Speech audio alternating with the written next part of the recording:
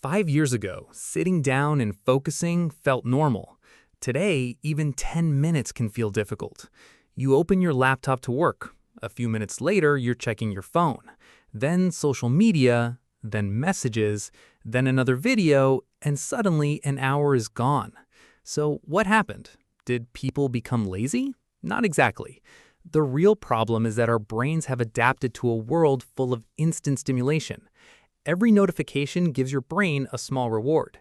Every short video delivers entertainment in seconds.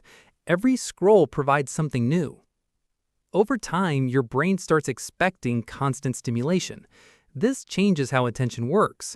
Deep focus becomes harder because it doesn't provide immediate rewards. Studying requires effort. Working requires effort. Reading requires effort. Your brain naturally prefers the easier option, and today, the easier option is always available. That's why so many people struggle with concentration. But here's the good news. Your focus is not broken. It can be rebuilt.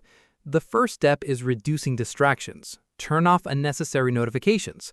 Keep your phone away when working. Create a workspace designed for focus. The second step is starting small. Don't try to focus for 2 hours. Start with 10 minutes. Train your attention gradually, just like building a muscle. The third step is being patient. Your brain wasn't trained to seek distractions overnight, and it won't recover overnight either. But every focus session strengthens your attention. Every distraction you resist makes focus easier. The goal isn't perfection. The goal is progress. Remember this, you don't have an attention problem. You have an environment problem.